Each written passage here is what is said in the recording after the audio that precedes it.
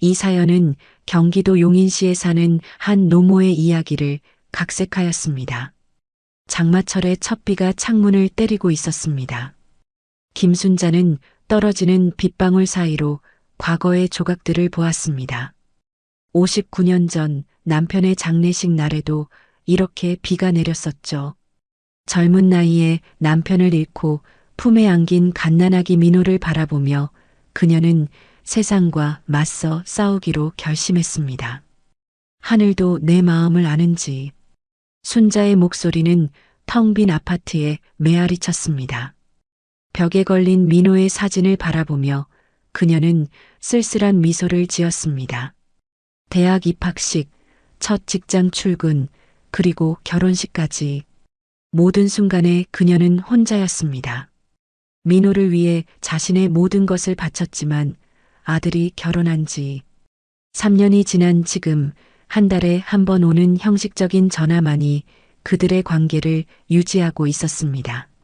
아들아, 너를 위해 살아온 내 인생이 이렇게 외로울 줄은 몰랐구나. 커피잔을 들어 올리려는 순간 초인종 소리가 울렸습니다. 예상치 못한 방문객의 놀란 순자는 서둘러 현관으로 향했습니다. 문을 열자 비에 젖은 민호와 그의 아내 지영이 서 있었습니다. 어머니, 오랜만이에요. 지영이 환한 미소를 지으며 인사했습니다. 이게 웬일이니? 갑자기 다 같이? 순자의 목소리에는 놀라움과 기쁨이 섞여 있었습니다. 민호는 어색한 웃음을 지으며 대답했습니다. 그냥 갑자기 어머니 생각이 나서요. 들어가도 될까요? 순자는 서둘러 그들을 안으로 맞이했습니다. 3년 만에 찾아온 아들 부부를 위해 부엌으로 달려가 차를 준비했습니다. 손이 떨려 주전자를 거의 떨어뜨릴 뻔했지만 그녀는 행복했습니다. 드디어 아들이 자신을 찾아왔으니까요. 거실로 차를 가져오자 민호와 지영은 심각한 표정으로 대화를 나누고 있었습니다. 순자가 다가오자 두 사람은 갑자기 화제를 바꾸었습니다. 어머니, 요즘 건강은 어떠세요? 지영이 다정한 목소리로 물었습니다. 그럭저럭 살아가고 있지. 너희는 어떻게 지내니? 순자가 대답했습니다. 민호가 주머니에서 서류 봉투를 꺼냈습니다. 어머니, 사실 오늘은 중요한 이야기가 있어서 왔어요. 무슨 일인데? 순자의 심장이 빨리 뛰기 시작했습니다. 요즘 세상이 너무 흉흉하잖아요. 어머니 혼자 계시는 것도 걱정되고. 민호가 말을 이어갔습니다. 어머니를 위한 보험을 하나 들려고 해요. 만약 무슨 일이 생기면 치료비도 나오고 나중에. 그는 말끝을 흐렸습니다. 지영이 재빨리 끼어들었습니다. 어머님, 이건 정말 좋은 보험이에요. 보험료는 저희가 다 낼 테니 걱정 마세요. 그냥 서명만 해주시면 돼요. 순자는 갑자기 찾아온 아들 부부의 관심에 가슴이 따뜻해졌습니다. 드디어 아들이 자신을 생각하고 있다는 증거였습니다. 그녀의 눈에 눈물이 고였습니다. 그래, 너희가 그렇게 생각해줘서 고맙구나. 민호가 서류를 펼치며 설명했습니다. 여기 서명해주세요.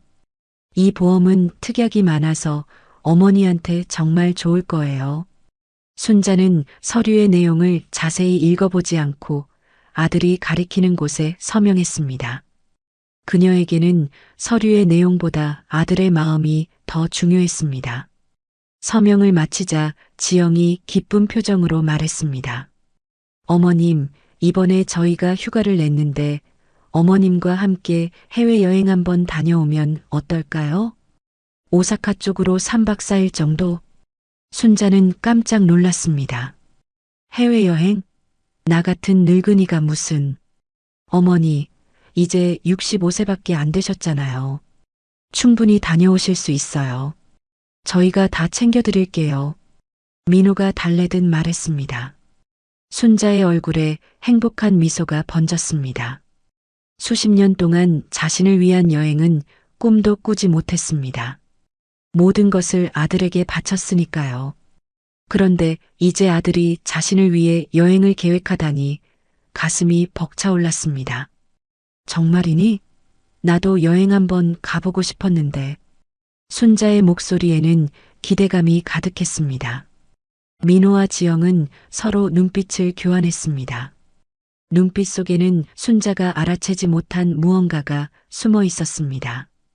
다음 주 목요일에 출발하는 걸로 예약할게요. 지영이 말했습니다. 어머님, 여권 준비되어 있으시죠? 그럼 몇 년 전에 혹시 몰라서 만들어 놓았지. 그럼 다 됐네요. 저희가 다 준비할 테니 어머님은 짐만 챙기시면 돼요. 민호가 웃으며 말했습니다. 비가 더 세차게 창문을 두드리는 가운데 순자의 마음은 기쁨으로 가득 찼습니다.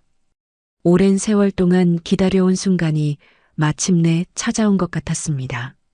아들의 사랑을 다시 느낄 수 있는 기회였습니다. 그러나 그녀는 민호와 지영이 현관문을 나서며 나눈 속삭임을 듣지 못했습니다. 생각보다 쉽네. 지영의 차가운 목소리였습니다. 그래, 이제 곧. 민호의 말은 비바람 소리에 묻혀버렸습니다. 여행 준비로 순자의 일주일은 빠르게 지나갔습니다. 오랜만에 설레는 마음으로 옷장을 정리하고 필요한 물건들을 챙기며 하루하루를 보냈습니다. 아들과 며느리와 함께하는 첫 해외여행이라니 꿈만 같았습니다. 이 옷은 너무 촌스러운가? 거울 앞에서 자신의 모습을 살피며 순자는 중얼거렸습니다. 늘 검소하게 살아왔기에 화려한 옷 한 벌 없었지만 이번만큼은 좋은 모습을 보이고 싶었습니다. 결국 시장에 나가 평생 처음으로 자신을 위한 옷 몇 벌을 구입했습니다. 출발 전날 저녁 민호에게서 전화가 왔습니다. 어머니, 내일 아침 일찍 모시러 갈게요. 여권 잊지 마시고요. 그래, 다 챙겨놨어. 기대된다, 아들. 네, 어머니도 일찍 주무세요. 내일 보겠습니다. 전화를 끊고 순자는 가방을 마지막으로 점검했습니다. 여권, 화장품, 갈아입을 옷, 상비약까지 모든 준비가 완벽했습니다. 설렘에 쉽게 잠들 수 없을 것 같았지만 긴장과 기대감에 지친 몸은 금방 깊은 잠에 빠져들었습니다. 새벽 3시 순자는 화장실에 가기 위해 눈을 떴습니다. 방 밖으로 나오려는 순간 현관문이 열리는 소리가 들렸습니다. 깜짝 놀라 발걸음을 멈추었습니다. 이 시간에 누가 들어오는 걸까? 문득 도둑이 들었다는 생각에 심장이 빠르게 뛰기 시작했습니다. 조심스럽게 방문을 살짝 열어 거실을 내다보니 놀랍게도 민호와 지영이 들어오고 있었습니다. 이 늦은 시간에 무슨 일일까? 순자는 그들을 부르려다가 문득 이상한 느낌에 입을 다물었습니다. 조용히 해. 어머니 깨우면 안 돼. 민호의 목소리가 작게 들렸습니다. 지영이 소파에 앉으며 낮은 목소리로 대답했습니다. 괜찮아. 이 시간에 자고 계실 거야. 순자는 직감적으로 몸을 숨겼습니다. 무언가 이상했습니다. 아들과 며느리의 표정이 평소와 달랐습니다. 차갑고 계산적인 눈빛이었습니다. 모든 준비 다 됐지? 지영이 물었습니다. 응, 보험도 들었고 여행 계획도 완벽해. 이제 남은 건, 저 노인네 어떻게 죽이지? 지영의 목소리는 얼음처럼 차가웠습니다. 순자의 온몸이 얼어붙었습니다. 귀를 의심했습니다. 자신이 잘못 들은 것일까? 하지만 이어진 대화는 더욱 충격적이었습니다. 일단 여행 가서 생각하자. 산에서 실족사 하는 척하면 될 것 같아. 민호가 담담하게 말했습니다. 그래도 의심받지 않을까? 우리가 유일한 가족인데. 그래서 보험을 든 거잖아. 돈도 없는 노인네 보험금이라도 받아야지. 순자의 두 다리가 후들거렸습니다. 심장이 터질 것 같았습니다. 자신의 아들, 그토록 사랑하고 모든 것을 바쳐 키운 아들이 자신을 죽이려 한다는 사실을 어떻게 받아들여야 할지 몰랐습니다. 저번에 말했던 대로 절벽 근처로 데려가서 사진 찍자고 하면 돼. 그리고 살짝 민호가 손짓을 했습니다. 완벽해. 보험금 타면 제주도에 집 하나 살까? 어차피 저 집도 우리 거니까. 순자는 방으로 비틀거리며 돌아왔습니다. 창백한 얼굴로 침대에 주저앉았습니다. 온몸이 떨렸습니다. 눈물이 뺨을 타고 흘러내렸지만 소리내어 울 수도 없었습니다. 그들이 들을까 두려웠습니다. 내가 뭘 잘못했길래. 순자는 가슴을 움켜쥐었습니다. 밤새 한숨도 자지 못한 순자는 아침이 되자 결심했습니다. 아들과 며느리가 준비한 아침 식사를 앞에 두고 그녀는 담담한 목소리로 말했습니다. 미안하구나. 나 오늘 몸이 너무 안 좋아서 여행을 못 갈 것 같다. 민호와 지영의 표정이 순간 굳었습니다. 갑자기 왜 그러세요? 어디 아프세요? 지영이 걱정하는 척했지만 순자는 이제 그 연기를 꿰뚫어 볼 수 있었습니다. 그냥 밤새 속이 안 좋았어. 나이 든 사람이 무리하면 안 되지. 민호가 실망한 표정으로 말했습니다. 어머니, 준비를 다 했는데 약 드시면 괜찮아지지 않을까요? 아니다. 이번엔 그냥 너희끼리 다녀오렴. 나는 집에서 쉴게. 지영이 민호를 향해 눈짓했습니다. 그 눈빛 속에는 분노와 좌절이 담겨 있었습니다. 순자는 그 눈빛이 여행을 함께 못 가는 아쉬움이 아닌 계획이 틀어진 분노임을 직감했습니다. 그럼 저희끼리 갔다 올까요? 민호가 조심스럽게 물었습니다. 그래, 그게 좋겠다. 비행기 표도 샀을 텐데 날리면 아깝잖니. 민호와 지영은 잠시 망설이다가 결국 동의했습니다. 그들의 표정에서 순자는 새로운 계획을 세우고 있다는 것을 읽을 수 있었습니다. 그럼 어머니, 저희 다녀올게요. 사흘 후에 돌아올 거예요. 민호가 말했습니다. 그래, 조심히 다녀오너라. 문이 닫히고 그들의 발소리가 멀어지자 순자의 눈에서 눈물이 흘러내렸습니다. 하지만 이번엔 슬픔의 눈물이 아니었습니다. 분노와 결의에 찬 눈물이었습니다. 내가 그렇게 키운 자식이 아니었는데. 순자는 창문으로 다가가 아들과 며느리가 택시에 오르는 모습을 지켜봤습니다. 그들이 보이지 않게 되자 그녀는 전화기를 집어들었습니다. 번호를 누르며 그녀의 눈빛이 차갑게 변했습니다. 여보세요? 박 변호사님? 네, 김순자입니다. 오늘 뵐 수 있을까요? 중요한 일이 있습니다. 순자는 거실 소파에 앉아 무릎 위에 놓인 서류를 바라보았습니다. 박 변호사는 이미 돌아갔지만 그의 말이 귓가에 맴돌고 있었습니다. 김 여사님, 이런 결정은 신중하게 생각하셔야 합니다. 재산을 모두 정리하는 건. 순자는 쓴웃음을 지었습니다. 평생 모은 재산이라 해봤자 이 오래된 아파트와 얼마 안 되는 예금뿐이었습니다. 하지만 민호에게는 그마저도 탐이 났던 모양입니다. 보험금까지 타려고 했으니 말입니다. 어쩌다 이렇게 됐을까? 창밖으로 보이는 노을을 바라보며 순자는 지난 날을 떠올렸습니다. 민호가 태어났을 때 그 작은 손을 잡았던 순간, 첫 걸음마를 떼던 날, 학교에 입학하던 날, 모든 순간이 선명했습니다. 남편 없이 홀로 아들을 키우며 겪었던 고통과 외로움도 생생했습니다. 밤새 병간호하며 지새웠던 밤들, 학비를 마련하기 위해 여러 일을 뛰었던 날들, 그 모든 시간을 버틸 수 있었던 이유는 오직 아들 민호 때문이었습니다. 내가 너무 많이 사랑했나 보다. 손을 떨며 전화기를 집어들었습니다. 부동산 중개소 번호를 누르며 순자의 눈빛이 달라졌습니다.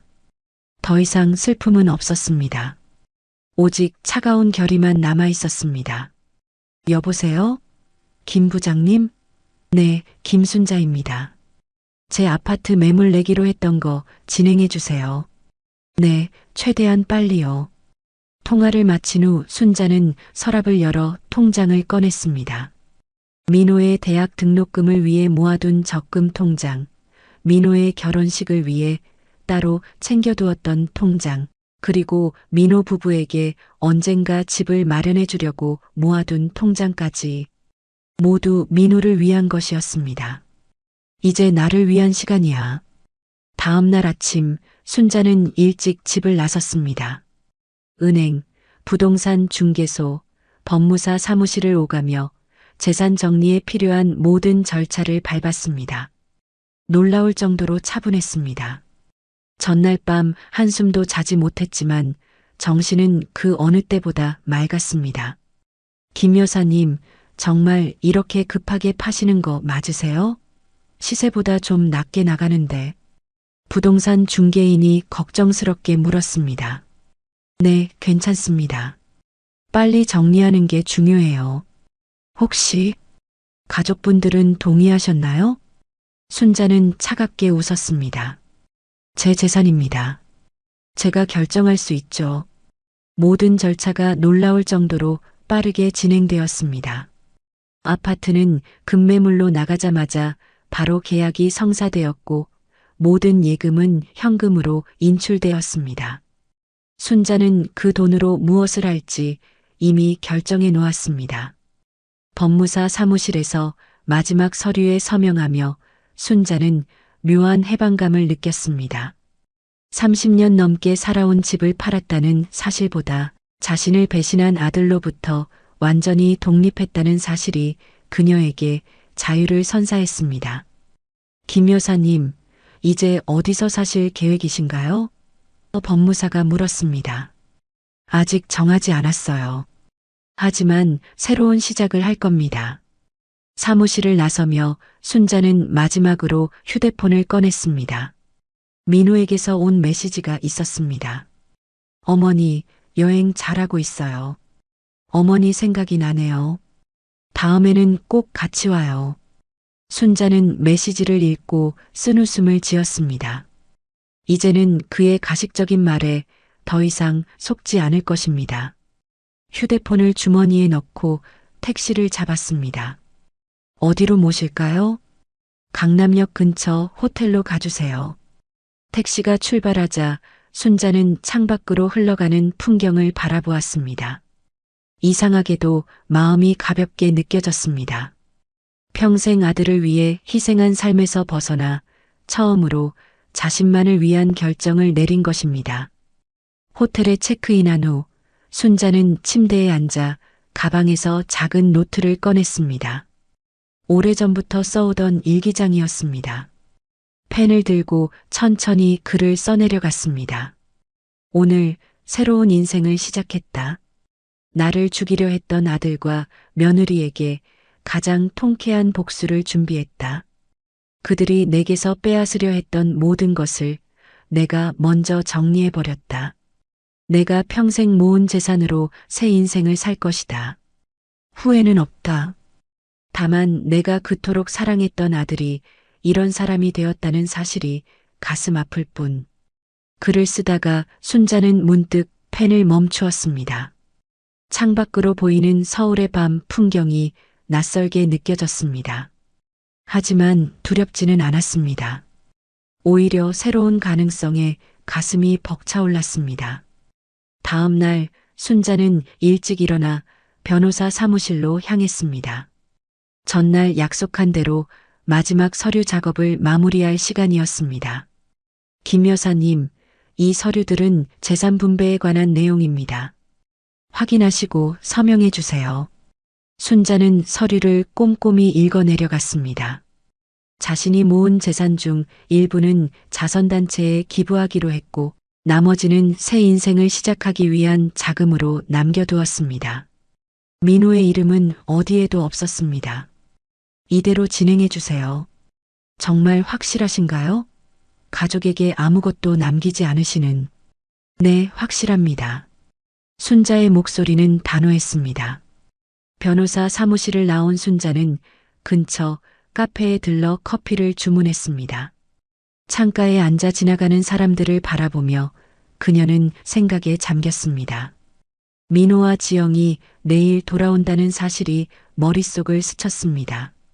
그들이 빈 집을 보고 어떤 표정을 지을지 상상하니 묘한 쾌감이 일었습니다. 복수는 차갑게 먹어야 한다더니 순자는 작은 미소를 지었습니다. 이것은 단순한 복수가 아니었습니다. 자신의 존엄을 지키기 위한 그리고 새 삶을 시작하기 위한 필수적인 과정이었습니다. 저녁이 되자 순자는 호텔 근처 식당에서 오랜만에 혼자서 멋진 식사를 했습니다.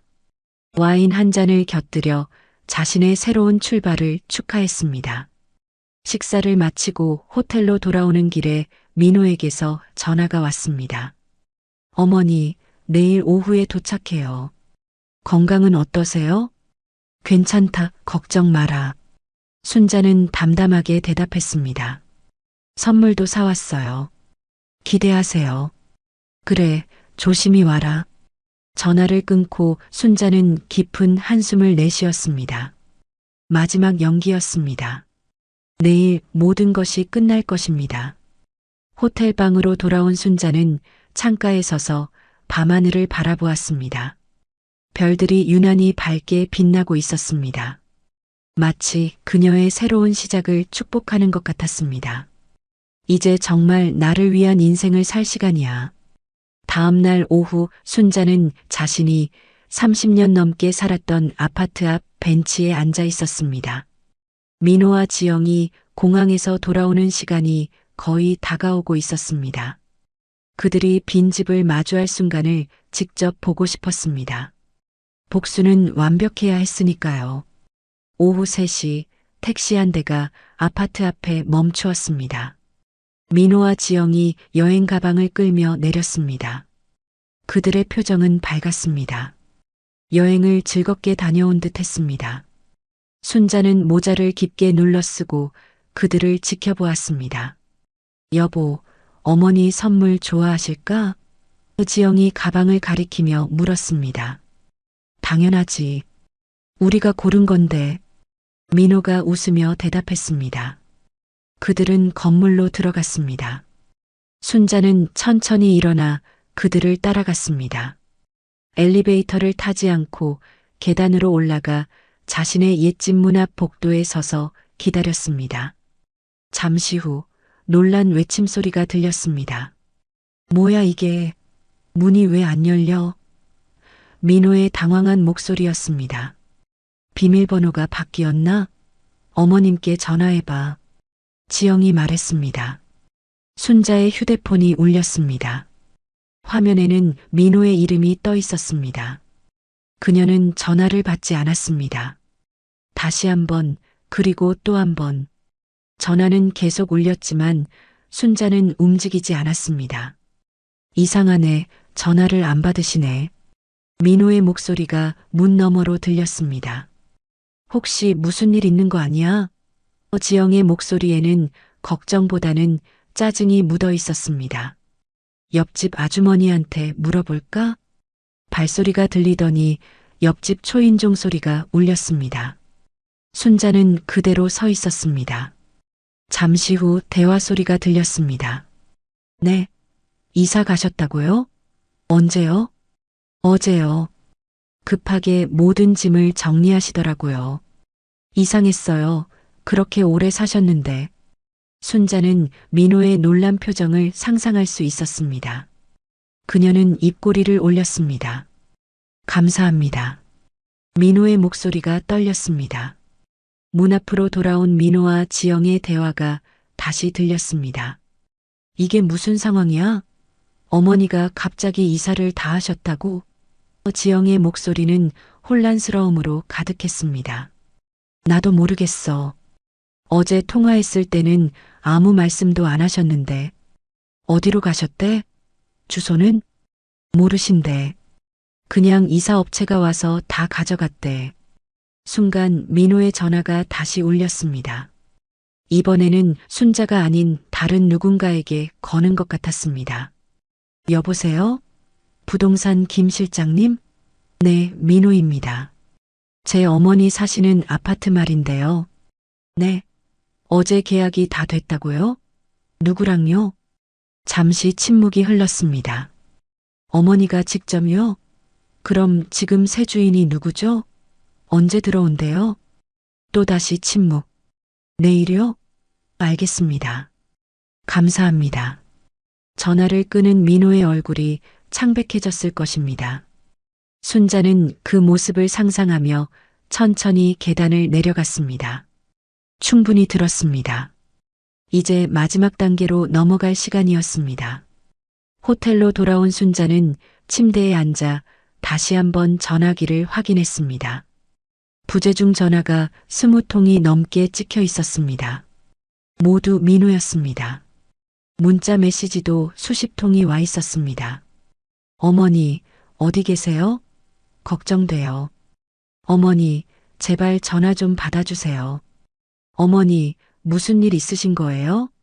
순자는 차분히 문자들을 읽었습니다. 진심으로 걱정하는 것 같았지만 그녀는 이제 민호의 가식을 꿰뚫어 볼 수 있었습니다. 그의 진짜 걱정은 어머니가 아닌 사라진 재산이었을 것입니다. 저녁이 되자 순자는 마침내 민호에게 문자를 보냈습니다. 내일 오전 11시 강남역 근처 카페 블루밍에서 만나자. 즉시 전화가 걸려왔지만 순자는 받지 않았습니다. 대신 간단한 문자를 더 보냈습니다. 전화는 받지 않을 거다. 궁금한 것이 있으면 내일 만나서 이야기하자. 다음 날 아침 순자는 평소보다 더 신경 써서 옷을 골랐습니다. 고급스러운 블라우스에 단정한 바지, 그리고 오랫동안 착용하지 않았던 진주 목걸이까지. 거울 앞에 선 그녀의 모습은 당당했습니다. 더 이상 희생만 하는 어머니가 아닌 자신의 삶을 사는 한 사람으로서의 모습이었습니다. 카페에 도착하자 민호와 지영이 이미 와서 기다리고 있었습니다. 그들의 얼굴은 지쳐 보였습니다. 아마도 밤새 잠을 이루지 못했을 것입니다. 어머니, 민호가 벌떡 일어났습니다. 도대체 무슨 일이에요? 갑자기 이사는 왜 하신 거예요? 순자는 천천히 그들 앞에 앉았습니다. 그녀의 표정은 평온했습니다. 앉아라. 할 말이 있다. 지영이 참지 못하고 물었습니다. 어머님, 아파트는 왜 파셨어요? 그것도 우리한테 한마디 없이? 순자는 그녀를 똑바로 쳐다보았습니다. 내 재산이니 내가 결정할 일이지. 하지만 어머니, 그건... 민호가 말을 이었습니다. 저희한테 상의도 없이 그렇게 갑자기 결정하시면 어떡해요? 어디서 지내고 계신 거예요? 그건 내가 알 필요 없다. 민호와 지영은 당황한 표정으로 서로를 바라보았습니다. 이런 어머니의 모습은 처음이었습니다. 어머니, 무슨 일 있으셨어요? 왜 갑자기 이러세요? 민호의 목소리가 떨렸습니다. 순자는 잠시 그들을 응시했습니다. 그리고 천천히 입을 열었습니다. 여행 전날 새벽에 너희 대화를 들었다. 단 한 문장이었지만 효과는 강력했습니다. 민호와 지영의 얼굴에서 핏기가 싹 가셨습니다. 지영이 먼저 정신을 차리고 말했습니다. 무슨 말씀이세요? 아, 저 노인네 어떻게 죽이지? 돈도 없는 노인네 보험금이라도 받아야지. 순자는 그들의 말을 정확히 되풀이했습니다. 이 말들 기억나니? 민호가 허겁지겁 변명했습니다. 어머니, 그건 오해예요. 저희가 그런 말을 할 리가. 거짓말 그만해라. 순자의 목소리는 차가웠습니다. 내가 너희를 키운 게 아니라 도둑놈을 키웠구나. 지영이 갑자기 목소리를 높였습니다. 어머님, 그럼 재산은 다 어디로 가셨어요? 저희한테 남겨진 건 없는 거예요? 그 말에 순자는 쓴웃음을 지었습니다. 마지막까지 재산을 걱정하는 모습이 가관이었습니다. 그래, 너희에게는 아무것도 없다. 내가 평생 모은 재산, 내가 쓰고 싶은 대로 썼다. 어머니, 민호가 소리쳤습니다. 그럴 수는 없어요. 저희는 가족이잖아요. 가족? 순자가 비웃듯 말했습니다. 날 죽이려 한 사람들이 무슨 가족이야? 카페 안에 다른 손님들이 그들을 쳐다보기 시작했습니다. 민호가 목소리를 낮추며 애원했습니다. 어머니, 제발 진정하시고 집으로 돌아가요. 우리 집에서 같이 살면 돼요. 이러지 마세요. 너희 집? 순자가 차갑게 말했습니다. 날 죽이려 했던 집에서 내가 왜 살아? 지영이 갑자기 태도를 바꿨습니다. 아니, 근데요. 증거가 있으세요? 그냥 어머님 말만 가지고 저희 보고 믿으라는 거예요? 순자의 눈빛이 날카로워졌습니다. 지영의 뻔뻔한 태도에 분노가 치밀었지만 그녀는 감정을 억누르고 천천히 가방에서 작은 녹음기를 꺼냈습니다. 버튼을 누르자 카페에 민호와 지영의 목소리가 흘러나왔습니다. 아, 저 노인네 어떻게 죽이지? 돈도 없는 노인네 보험금이라도 받아야지. 저번에 말했던 대로 절벽 근처로 데려가서 사진 찍자고 하면 돼. 그리고 살짝. 완벽해. 보험금 타면 제주도에 집 하나 살까? 어차피 저 집도 우리 거니까. 녹음은 짧았지만 강력했습니다. 그들의 음모가 생생하게 담겨 있었습니다. 카페 안이 순간 조용해졌습니다. 민호와 지영의 얼굴은 창백해졌고 주변 손님들의 시선이 그들에게 꽂혔습니다. 이게 조작된 거예요. 지영이 버둥거렸습니다. 입 닥쳐. 순자가 차갑게 말했습니다. 변호사에게도 이미 이 녹음 파일을 맡겨뒀다. 너희가 나한테 무슨 짓을 하든 이 증거는 경찰에 넘어갈 거야. 민호는 말을 잃었습니다. 그의 눈에 눈물이 고였습니다. 진심인지 연기인지 이제는 알 수 없었습니다. 어머니, 저희가 정말 죄송합니다. 제발, 이제 와서 뭘 어쩌겠다는 거니? 순자가 그를 차갑게 바라보았습니다. 내가 내 아들이라고 생각했던 시간들이 이제는 모두 헛된 것 같구나. 지영이 갑자기 자리에서 일어났습니다. 아니, 그래도 재산을 다 정리하시다니. 우리한테 남은 건 정말 없는 거예요? 그 말에 순자는 쓴웃음을 지었습니다. 끝까지 재산만 챙기려는 며느리의 모습이 가관이었습니다. 내 말이 맞아. 남은 건 없다. 순자가 단호히 대답했습니다. 너희에게 줄 건 아무것도 없어. 민호가 절망적인 목소리로 물었습니다. 그럼 어머니는 이제 어떻게 사실 거예요? 그건 내가 상관할 일이 아니야. 순자가 일어섰습니다. 이제 더 이상 할 말 없다. 나는 너희와 모든 연을 끊을 거야. 어머니, 그럴 수 없어요. 민호가 그녀의 팔을 잡았습니다. 순자는 그의 손을 냉정하게 뿌리쳤습니다. 다시는 나타나지 마라. 내 앞에 나타나면 그 녹음 파일을 경찰에 넘길 거야. 카페를 나서는 순자의 등 뒤로 지영의 날카로운 목소리가 들렸습니다. 미쳤어. 재산 다 정리해버리고 우리 보고 어쩌라는 거야. 노망난 늙은이가. 순자는 돌아보지 않았습니다. 그녀의 걸음은 이상하게도 가벼웠습니다. 마치 오랫동안 짊어졌던 무거운 짐을 내려놓은 것처럼 말입니다. 호텔로 돌아온 순자는 창가에 서서 도시의 풍경을 바라보았습니다. 이제 그녀의 앞에는 새로운 삶이 펼쳐져 있었습니다. 두렵기도 했지만 그 두려움보다 자유로움이 더 크게 느껴졌습니다. 전화기가 울렸습니다. 화면을 보니 민호였습니다. 순자는 전화를 받지 않았습니다. 몇 분 후 문자가 왔습니다. 어머니, 제발 한 번만 더 만나주세요. 진심으로 사과드리고 싶습니다. 순자는 문자를 읽고 삭제했습니다. 이제 그녀에게 민호라는 아들은 없었습니다. 지난 65년간의 삶을 정리하고 새로운 시작을 준비할 시간이었습니다. 다음 날 아침 순자는 부동산 중개인과 만났습니다. 새로운 집을 구하기 위함이었습니다. 김 여사님, 원하시는 지역이 있으신가요? 서울에서 멀리 떨어진 곳으로 부탁해요. 조용하고 한적한 곳이면 좋겠어요. 강원도 쪽은 어떠세요? 요즘 양양이나 속초 쪽에 좋은 전원주택들이 많이 나와 있어요. 좋아요. 그쪽으로 알아봐 주세요. 부동산 중개인과 헤어진 후 순자는 카페에 들러 차를 마셨습니다. 문득 오랜 친구 영숙이 생각났습니다. 남편과 사별하고 자식들이 해외에 나가 있어 혼자 지내는 친구였습니다.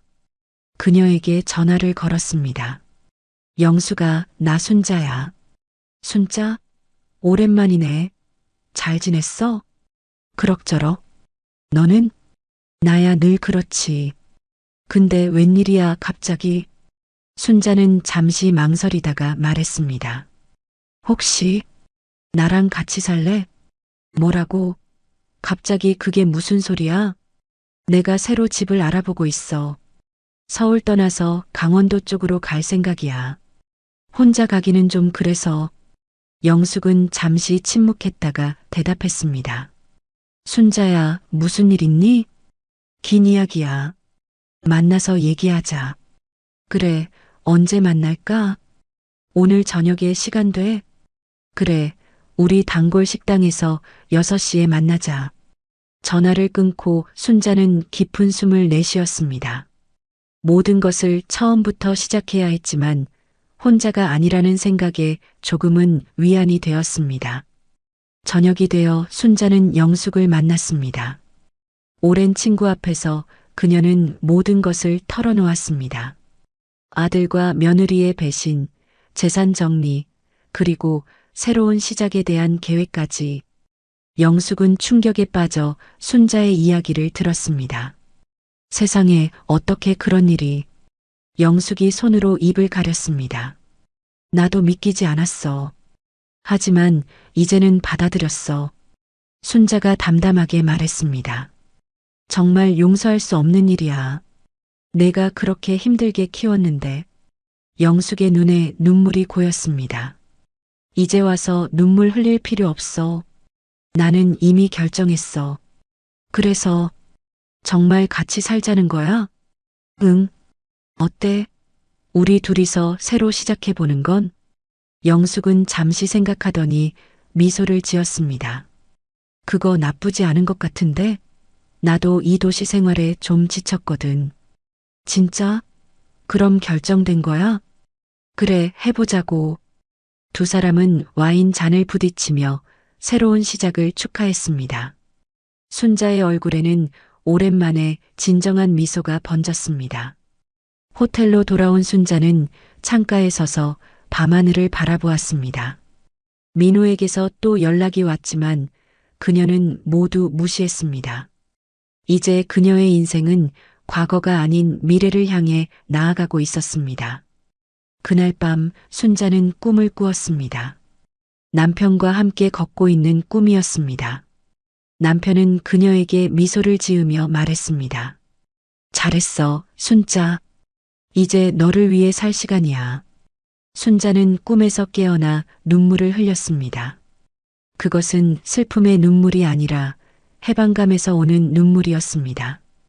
그녀는 오랜만에 편안한 마음으로 다시 잠에 들었습니다. 다음 날 순자는 부동산 중개인으로부터 연락을 받았습니다. 속초에 있는 예쁜 전원주택을 찾았다는 소식이었습니다.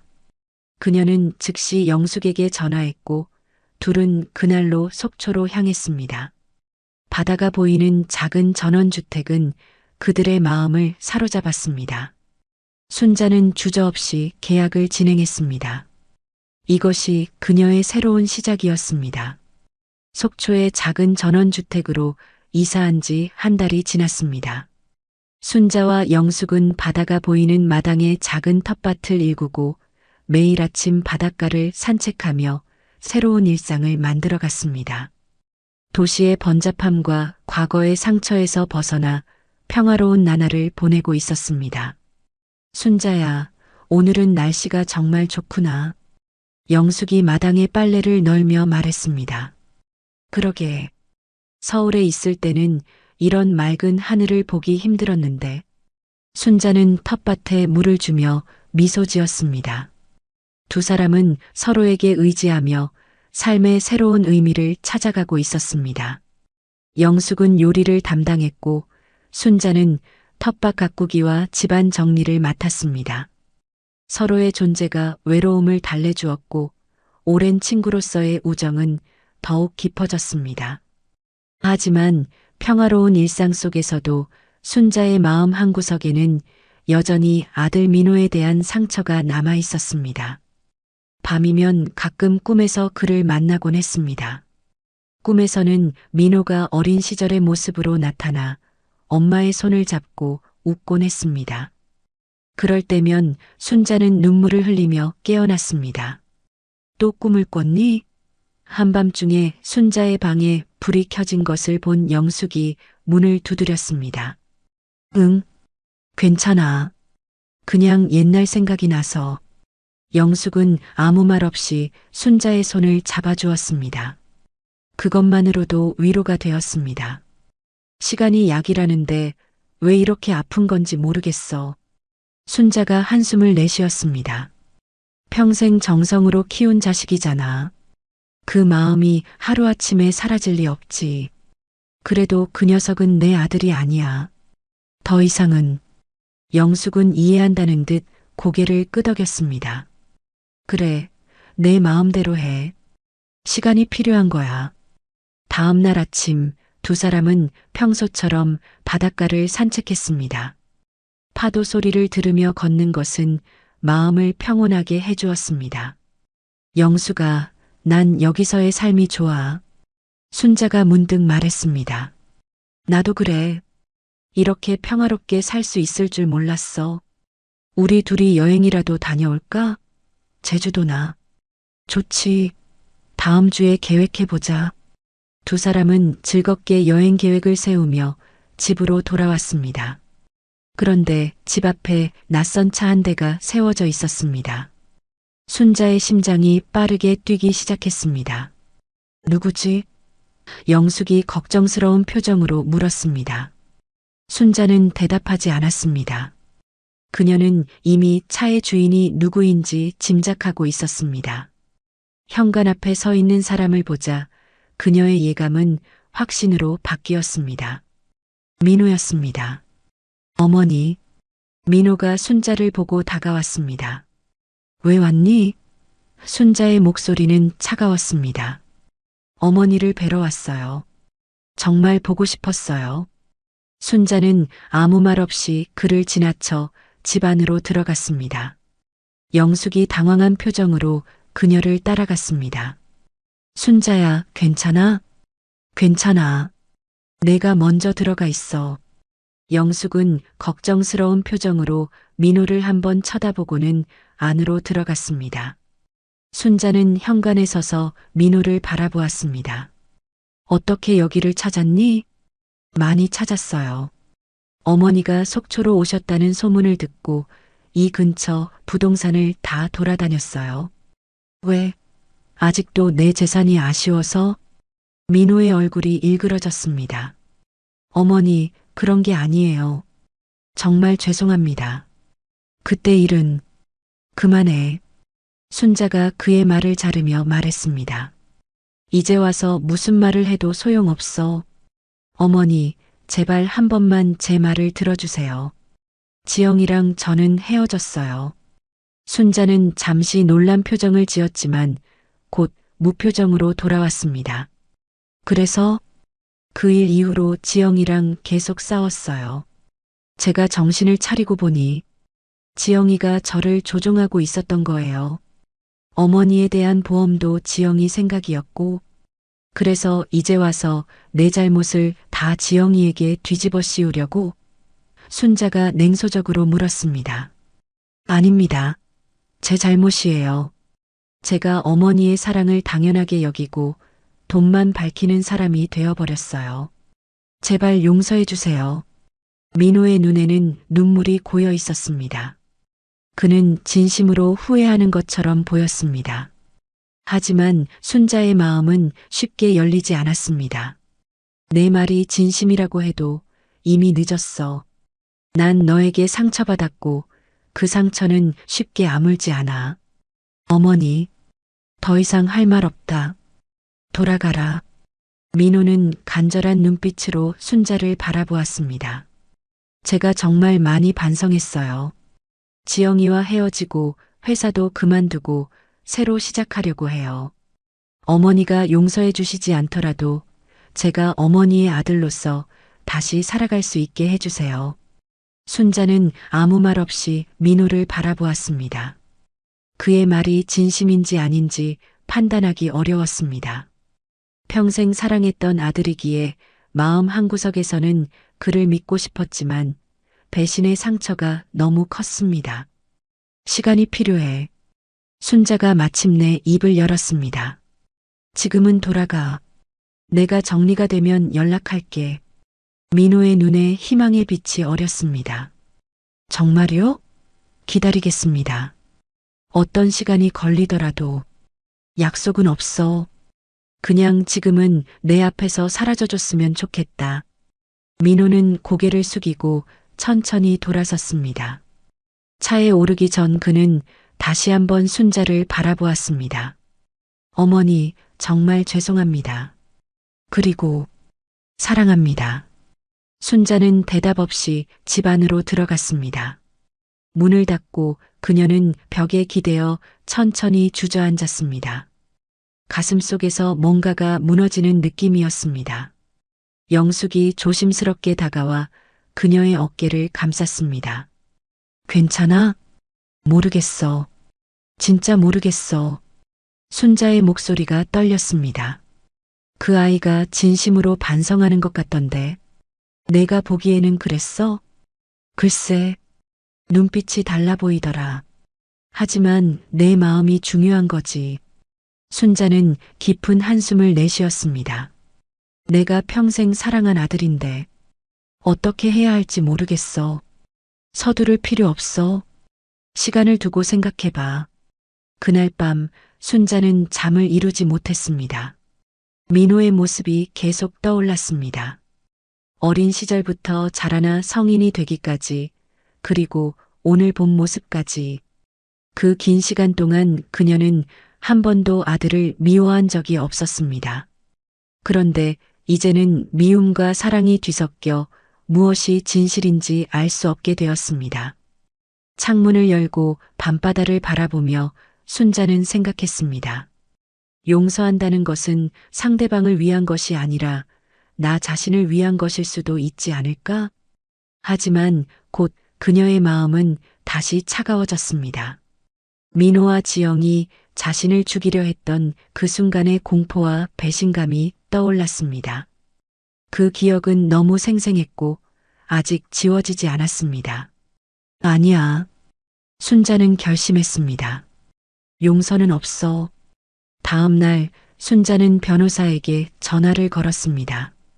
박 변호사님, 유언장을 작성하고 싶습니다. 유언장요? 갑자기 무슨 일이신가요? 특별한 일은 없어요. 그냥 미리 준비하고 싶어서요. 알겠습니다. 언제 뵐까요? 내일 서울로 올라갈게요.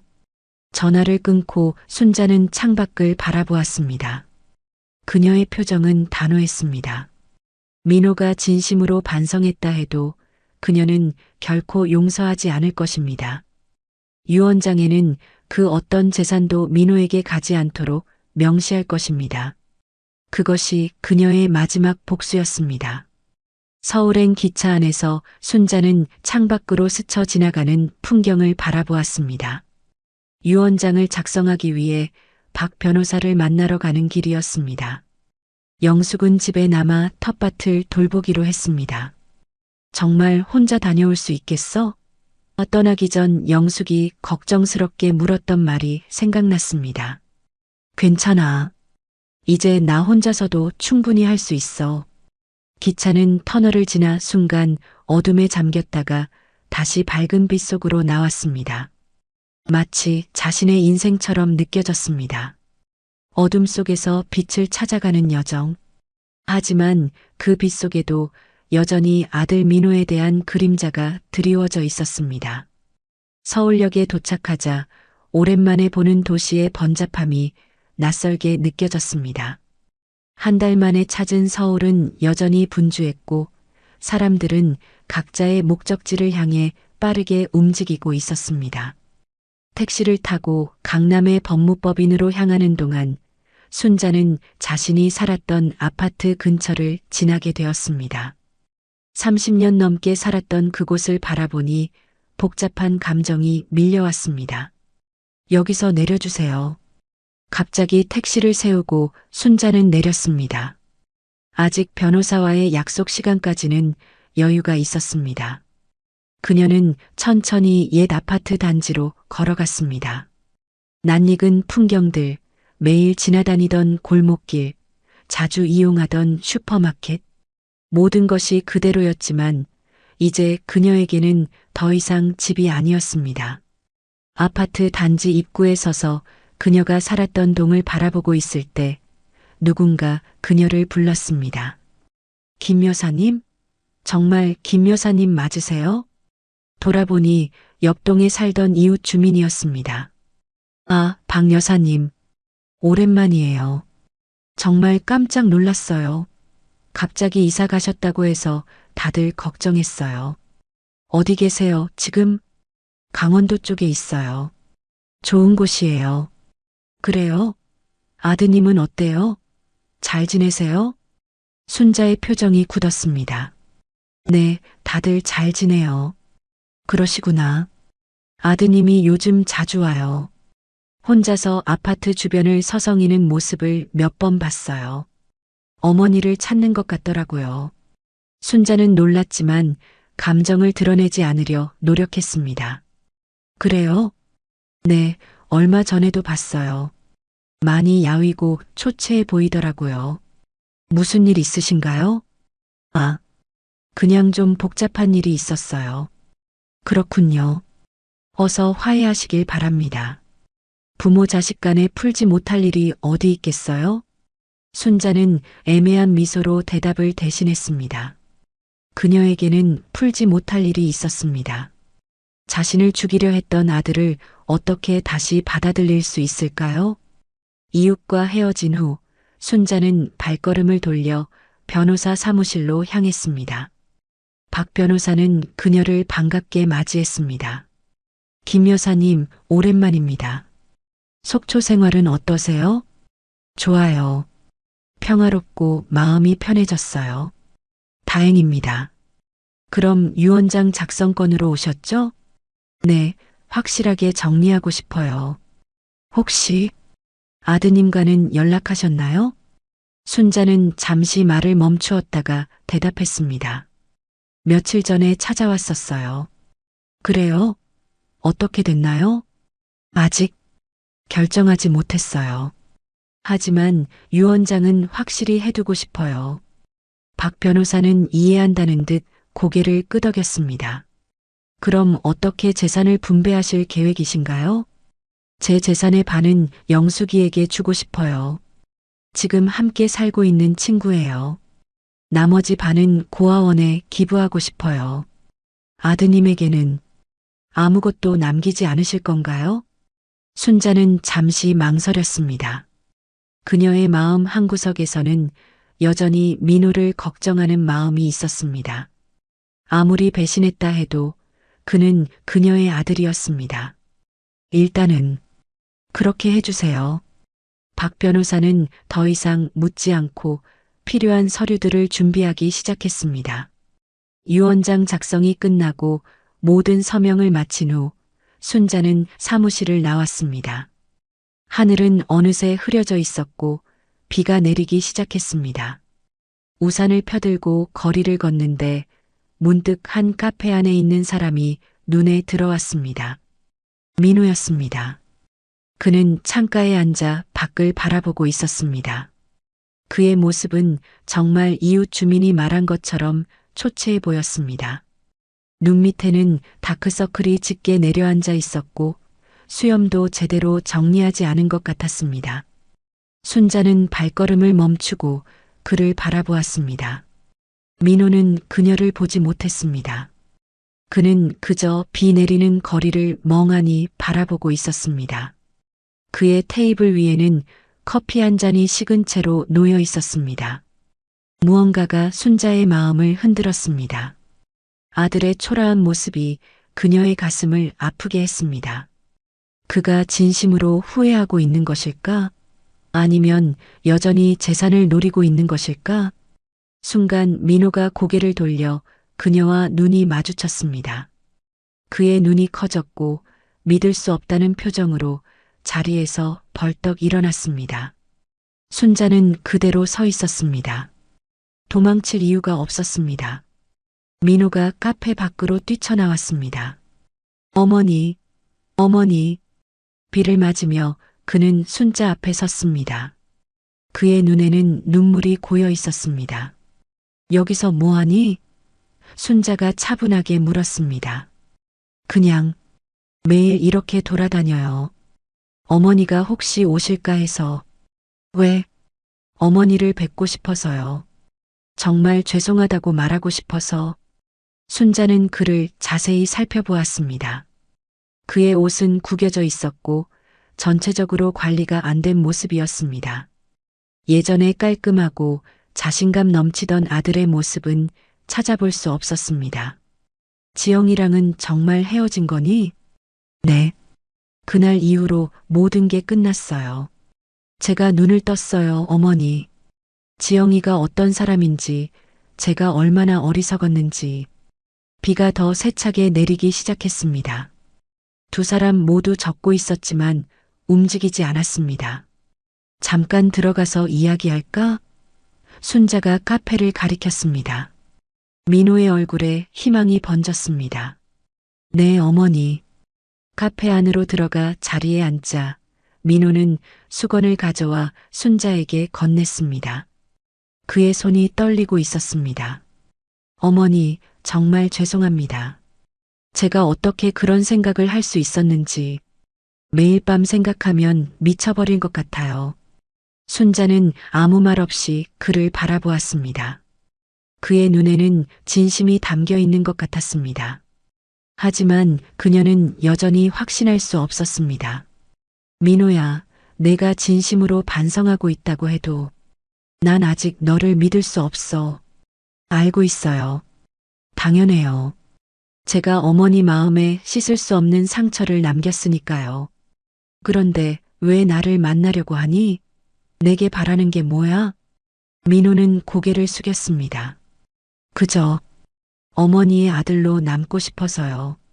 재산 같은 건 바라지 않아요. 다시는 그런 생각도 하지 않을 거예요. 그냥 어머니의 용서를 받고 싶어요. 순자는 깊은 한숨을 내쉬었습니다. 용서라. 쉽지 않은 일이구나. 알고 있어요. 시간이 얼마나 걸리든 기다리겠습니다. 제가 어머니께 해드릴 수 있는 일이 있다면 뭐든지 하겠습니다. 두 사람 사이에 침묵이 흘렀습니다. 빗소리만이 카페 안을 채웠습니다.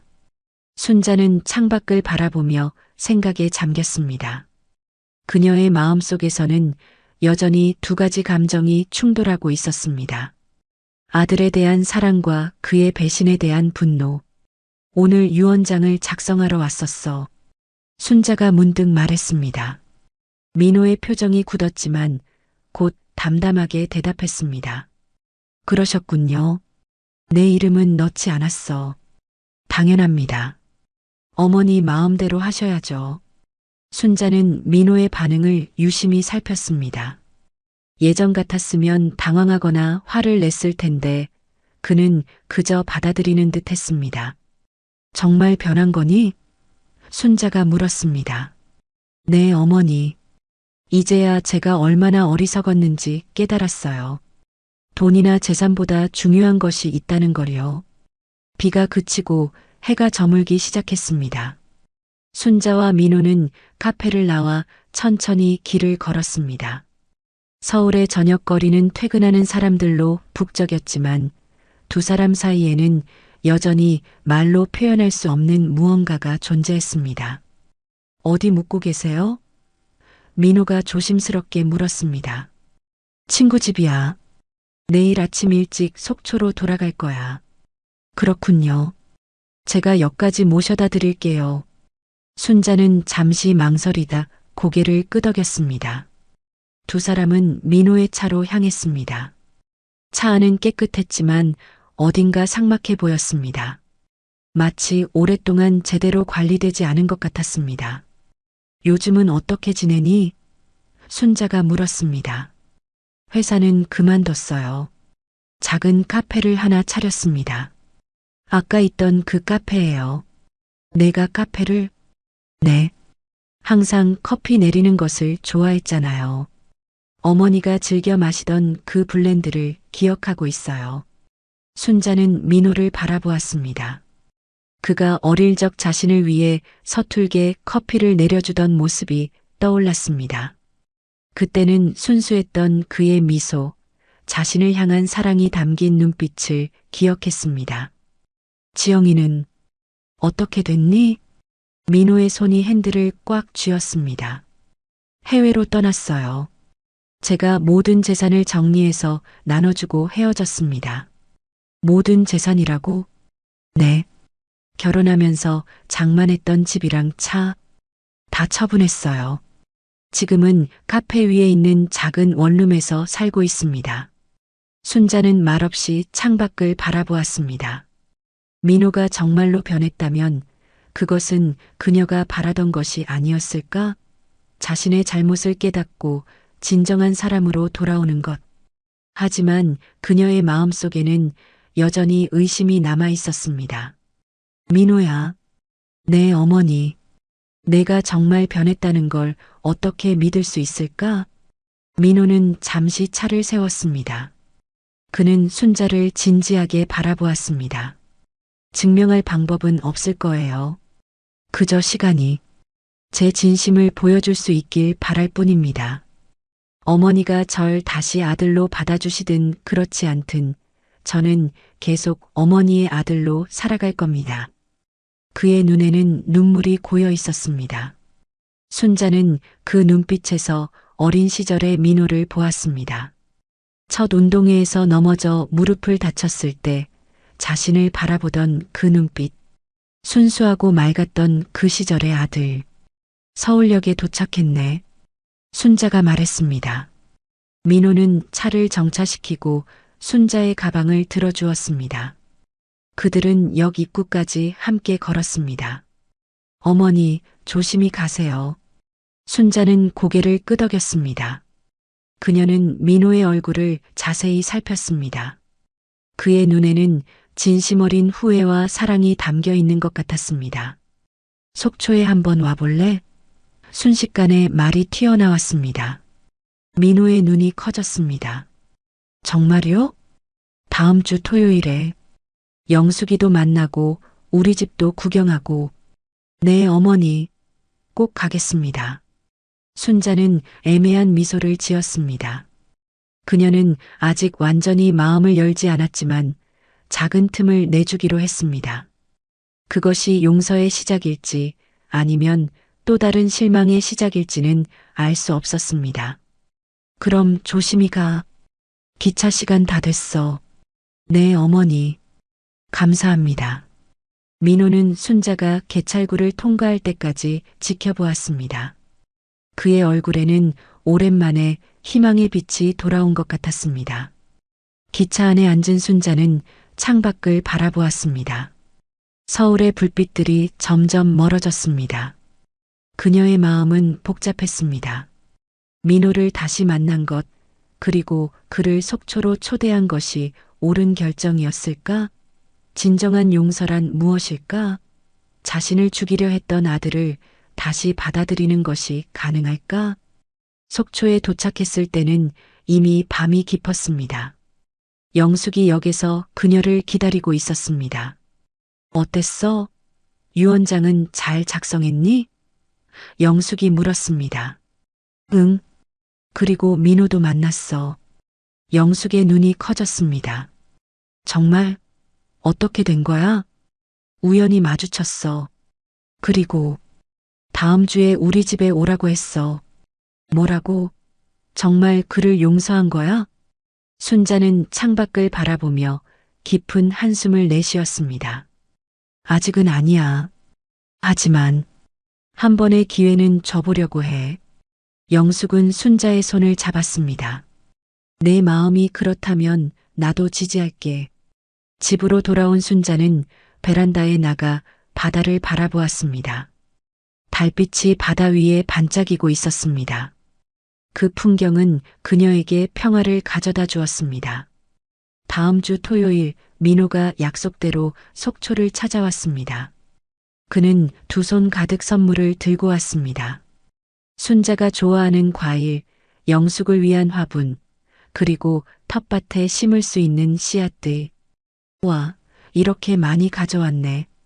영숙이 웃으며 말했습니다. 처음 뵙겠습니다. 어머니의 친구분이라고 들었어요. 감사합니다. 영숙은 민호를 자세히 살폈습니다. 그녀는 순자에게 작게 속삭였습니다. 괜찮은 아들 같은데? 순자는 미소로 답했습니다. 그녀는 민호에게 집안을 구경시켜 주었습니다. 작지만 아늑한 집, 창밖으로 보이는 바다, 정성스럽게 가꾼 텃밭. 민호는 모든 것을 진심으로 감탄하며 바라보았습니다. 어머니, 여기 정말 좋네요. 평화롭고. 그래, 나도 이곳이 좋아. 세 사람은 함께 점심을 먹었습니다. 영숙이 준비한 음식들로 테이블이 가득 찼습니다. 대화는 어색하게 시작되었지만 점차 자연스러워졌습니다.